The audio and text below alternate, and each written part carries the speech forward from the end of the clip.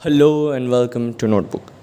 तो आज हम शुरू करेंगे हमारा चैप्टर नंबर 3 जो कि है एसिड बेसिस एंड सॉल्ट। तो आज के लेक्चर में हम एसिड्स के बारे में पढ़ेंगे और जानेंगे कि एसिड्स क्या होता है। So acids are those which contains hydrogen atoms and when dissolved in water they produce hydronium ion. Hydronium ion मतलब H3O+ आयन। मतलब अगर एसिड वो सब्सटेंस है जिसमें हाइड्रोजन रहता है, एक कंपाउंड है जिसमें हाइड्रोजन है और वो पानी में जाके हाइड्रोनियम आयन प्रोड्यूस करता है। सो अभी एसिड का हम क्लासिफिकेशन करेंगे। सो फर्स्ट जो आता है क्लासिफिकेशन बेस्ड ऑन सोर्सेस। तो सोर्सेस के बेस में दो टाइप के एसिड्स होते हैं, एक होता है ऑर्गेनिक एसिड, एक होता है inorganic acid. So organic acids are those acids which are formed from organic substances. तो अगर organic acid के एग्जाम्पल चाहे तो मैं आपको बोलूँगा एसिटिक एसिड। और इनऑर्गेनिक एसिड्स क्या है, जो हमारे इनऑर्गेनिक एलिमेंट से बनते हैं उसको ही हम बोलते हैं इनऑर्गेनिक एसिड्स। है जो मिनरल से नहीं बनता है, जो मिनरल से बनता है, मेटल से बनता है, तो वो इसको ही हम बोलते हैं इनऑर्गेनिक एसिड। इसका एग्जांपल आप रख लो H2SO4, HCl, बहुत सारे एग्जांपल्स हैं। इस लेक्चर में हम जैसे जैसे जाएंगे आपको सारे एसिड्स के बारे में धीरे धीरे पता चलते लगेगा। जो अगला क्लासिफिकेशन आता है वो आता है डिपेंडिंग ऑन देयर कॉन्सेंट्रेशन। अब ये कॉन्सेंट्रेशन क्या है पहले देख लेते हैं, क्या क्या डिविजन है इसमें। एक होता है कॉन्सेंट्रेटेड एसिड, एक होता है डाइल्यूट एसिड। अब कॉन्सेंट्रेटेड एसिड जो है उसमें क्या होता है, जो एसिड का कॉन्सेंट्रेशन है और जो अमाउंट है एसिड का वो ज़्यादा रहता है इन कंपेयर टू वाटर। समझे? तो यहाँ पे क्या है, एसिड का कॉन्सेंट्रेशन क्या है, हाई, और वाटर का क्या है, लो। सिमिलरली डाइल्यूट में जस्ट ऑपोजिट होता है। डाइल्यूट में क्या होता है, वाटर का जो कॉन्सेंट्रेशन है वो हाई रहता है और एसिड का लो रहता है। वाटर का रहता है हाई और एसिड का लो। और एसिड को हम जब भी डाइल्यूट करते हैं तो एसिड को हम ड्रॉप बाय ड्रॉप पानी में डालते हैं और उसको स्टर करते हैं। हम कभी भी पानी को एसिड में नहीं डालते। क्यों? क्योंकि जब हम पानी को एसिड में डालते हैं वो एक एक्सोथर्मिक रिएक्शन होता है और जो कि ब्लास्ट कर देगा और हमारा जो डाइल्यूट करने का प्रोसेस है एसिड का वो फेल हो जाएगा। तो हमेशा हम क्या करेंगे, एसिड को ड्रॉप बाय ड्रॉप पोर करेंगे वाटर में और उसको स्टर करेंगे। थर्ड है डिपेंडिंग ऑन बेसिसिटी। अब ये बेसिसिटी क्या है? बेसिसिटी कुछ नहीं है। The basicity is defined as the number of hydronium ion an acid और एन एटम और a molecule of acid produces by itself. मतलब अगर एक एसिड से हम एक एसिड का एक एटम से हम कितने number of hydronium ions produce कर सकते हैं। तो पहले आता है मोनोबेसिक एसिड जो कि एक हाइड्रोनियम आयन प्रोड्यूस कर सकता है, जिसका एग्जांपल है HCl। फिर आता है हमारे पास डाइबेसिक एसिड जिसका एग्जांपल है H2SO4। डाइबेसिक मतलब अब तो नेम से ही समझ गए होंगे कि दो हाइड्रोनियम आयन प्रोड्यूस कर सकता है। सिमिलरली हमारे पास आता है ट्राइबेसिक एसिड जिसमें हमारे पास 3 हाइड्रोनियम आयन प्रोड्यूस कर सकते हैं। यहाँ पे हमारा एग्जांपल है फॉस्फोरिक एसिड। अब हम आते हैं प्रिपरेशंस ऑफ एसिड्स में। तो पहला जो प्रिपरेशन है वो है भाई सिंथेसिस। सिंथेसिस से मतलब है जो हाइड्रोजन के साथ हमारा रिएक्शन होके एसिड प्रोड्यूस होता है। यहाँ पे 3 रिएक्शंस आपको पढ़ने हैं। एक हाइड्रोजन प्लस क्लोरीन जो कि देता है HCl, एक हाइड्रोजन प्लस ब्रोमीन जो आपको देता है HBr, और एक होता है हाइड्रोजन प्लस सल्फाइड जो कि आपको देता है H2S हाइड्रोजन सल्फाइड। ये बहुत ही ईजी है ये तीनों रिएक्शंस। तो अब जो एक बार जस्ट देख लीजिएगा। तो अगला जो आता है by action of water on acidic oxides.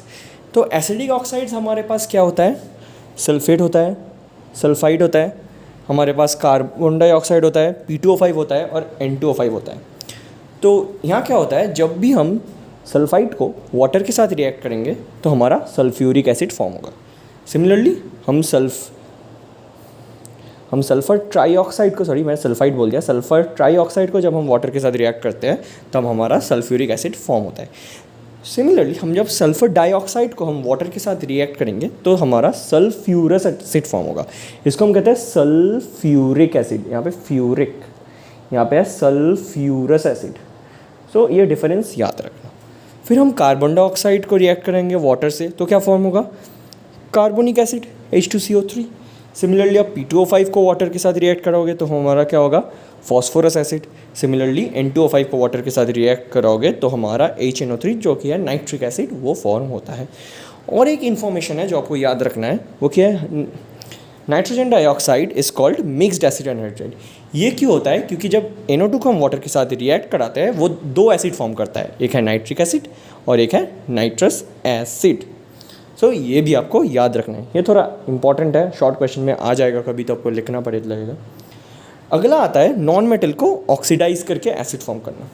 तो हमारा जो सल्फर और फॉस्फोरस है वो इजीली ऑक्सीडाइज हो जाता है हमारा नाइट्रिक एसिड से। तो हम सल्फर को अगर नाइट्रिक एसिड से ऑक्सीडाइज करें तो हमारे पास आता है सल्फ्यूरिक एसिड, वाटर और नाइट्रोजन डाइऑक्साइड। सिमिलरली हम फॉस्फोरस को अगर नाइट्रिक एसिड के साथ रिएक्ट कराएं तो आता है हमारा फॉस्फोरिक एसिड, वाटर और NO2। सो ये हमारा 3 बेसिक प्रिपरेशंस हो गया। तो अब आते हैं हम चौथे प्रिपरेशन जो कि है bye displacement method. So displacement method भी बहुत ही सिंपल है, जहाँ पे हम सॉल्ट और एक लेस वोलाटाइल एसिड को रिएक्ट कराते हैं और जो कि फॉर्म करते हैं एक और सॉल्ट और एक वोलाटाइल एसिड। सो हमारे पास NaCl है और H2SO4 है। तो हम NaCl और H2SO4 से हमारा जो सॉल्ट आता है वो आता है सोडियम बाइसल्फेट और उसके साथ HCl एसिड। सिमिलरली हमारा NaNO2 के साथ जब H2SO4 रिएक्ट करता है और सल्फ्यूरिक एसिड रिएक्ट करता है तो हमारा सिर्फ फिर से सोडियम बाइसल्फेट और HNO2 नाइट्रस एसिड फॉर्म होता है। तो this are the basic methods of preparations of acid, जो कि बहुत ही ईजी है, जो बहुत ही ईजी है आपको याद करना और आपको याद हो भी जाएगा। 1-2 बार पढ़ेंगे तो आपको ईजिली याद हो जाएगा। तो फिर अगला आता है प्रॉपर्टीज़ ऑफ एन एसिड। तो फिज़िकल प्रॉपर्टीज़ में पहले हम पढ़ते हैं। इसका जो केमिकल प्रॉपर्टीज़ है वो थोड़ा आपको मुश्किल लग सकता है, पर मैं पूरा ईजीली आपको समझा दूंगा। तो पहले फिज़िकल प्रॉपर्टीज़ में हम पहले आते हैं टेस्ट। तो एसिड जो है सार टेस्ट का होता है, ओके। और फिज़िकल स्टेट क्या है, तो physical state of N acid most of the acid solids और लिक्विड्स में भी फॉर्म होता है। मैं आपको एक चार्ट अटैच कर दूंगा इस फ्रेम में, जहाँ पे आपको दिख जाएगा कि कौन सा एसिड रूम टेम्परेचर में सॉलिड होता है, कौन सा लिक्विड होता है, कौन सा वोलाटाइल है, नॉन वोलाटाइल है। फिर अगला आता है इफेक्ट ऑन स्किन। तो most of the acids form burning effect on skin. For example H2SO4 जो होता है वो हमका ब्लैक कलर बर्न देता है स्किन पे। Similarly change in colours of indicator, ये आपको थोड़ा याद रखना है। हमारा जो एसिड है वो लिटमस जो एक इंडिकेटर है उसको ब्लू से रेड करता है। सिमिलरली हमारा मिथाइल और मिथाइल ऑरेंज को ऑरेंज से पिंक कर देता है, और जो फेनोप्थिलीन है उसमें वो कोई चेंज नहीं लाता। तो अगला हमारे पास आता है कंडक्शन ऑफ इलेक्ट्रिसिटी। तो एक्वस स्टेट में हमारा जो एसिड है वो इलेक्ट्रिसिटी कंडक्ट करता है क्योंकि वो एक्वस स्टेट में हाइड्रोनियम आयंस फॉर्म होता है। तो अगला हमारे पास आते हैं केमिकल प्रॉपर्टीज़, ओके। इस चैप्टर के लास्ट पार्ट में, सॉरी इस चैप्टर का बोल रहा हूँ, इस वीडियो के लास्ट पार्ट में, जो कि है केमिकल प्रॉपर्टीज़। तो केमिकल प्रॉपर्टीज़ में पहला आता है reaction of acid with active metals. Active metal के साथ हमारा जो एसिड है वो रिएक्ट करके हाइड्रोजन और एक सॉल्ट फॉर्म करता है। तो हमारा जो मैग्नीशियम है उसके साथ HCl रिएक्ट करेगा, पहले हाइड्रोजन फॉर्म करेगा और उसके साथ मैग्नीशियम क्लोराइड। सिमिलरली जिंक के साथ जिंक क्लोराइड और हाइड्रोजन, और आयरन के साथ आयरन सल्फेट। यहाँ पे H2SO4 है तो आयरन सल्फेट एंड हाइड्रोजन। तो दूसरा आता है वह है रिएक्शन विद बेसिस। तो रिएक्शन विद बेसिस के साथ क्या होता है, तो बेसिस के साथ जब एसिड रिएक्ट करते हैं तब न्यूट्रलाइजेशन रिएक्शन होता है। तो उसका रिजल्ट में क्या आता है, एक सॉल्ट फॉर्म होता है और एक वाटर मॉलिक्यूल फॉर्म होता है। तो सिमिलरली यहाँ पे कॉपर ऑक्साइड और सल्फ्यूरिक एसिड का जब रिएक्शन होगा तब हमारे पास सॉल्ट आएगा, कॉपर सल्फेट और वाटर। सिमिलरली हमारा सोडियम हाइड्रोक्साइड और नाइट्रिक एसिड का जब रिएक्शन होगा तो हमारे पास NaNO3 जो कि है सॉल्ट और उसके साथ आएगा वाटर। तीसरा हमारे पास जो है वो है reaction with carbonates and bicarbonate. तो यहाँ पे भी सिंपल है, हमारे पास सॉल्ट, वाटर और कार्बन डाइऑक्साइड गैस रिलीज होता है। तो हमारा कैल्शियम कार्बोनेट जब HCl के साथ रिएक्ट करता है तो हमें देता है calcium chloride, water and CO2। Similarly calcium bicarbonate जब हमारा HCl के साथ रिएक्ट करता है तो देता है calcium chloride 2 molecules of water and 2 molecules of CO2। Similarly हमारा रिएक्शन अगला जो आता है वो होता है with sulphides and bisulphides. Sulphides and bisulphides के केस में हमारा CaSO4 जैसे कैल्शियम सल्फाइड जब हमारा HCl के साथ रिएक्ट करेगा तब हमें देगा कैल्शियम क्लोराइड, वाटर और सल्फर डाइऑक्साइड। यहाँ पे देगा कार्बन डाइऑक्साइड, यहाँ पे देता है सल्फर डाइऑक्साइड। सिमिलरली जब सोडियम बाइसल्फाइड रिएक्ट करता है तब देता है NaCl, H2O and sulphur dioxide. So जो पांचवा रिएक्शन हमारे पास आता है वो क्या है, रिएक्शन विथ सल्फाइड्स। तो सल्फाइड्स के साथ जब रिएक्शन होता है तो हमारे पास H2S गैस और हाइड्रोजन सल्फाइड गैस फॉर्म होता है। तो हम देखते हैं जिंक सल्फाइड और आयरन सल्फाइड जब HCl और H2SO4 के साथ रिएक्ट करता है तो जिंक क्लोराइड और आयरन सल्फेट देता है, उसके साथ क्या देता है, H2S गैस, हाइड्रोजन सल्फाइड। छठा आता है हमारे पास रिएक्शन विथ क्लोराइड्स।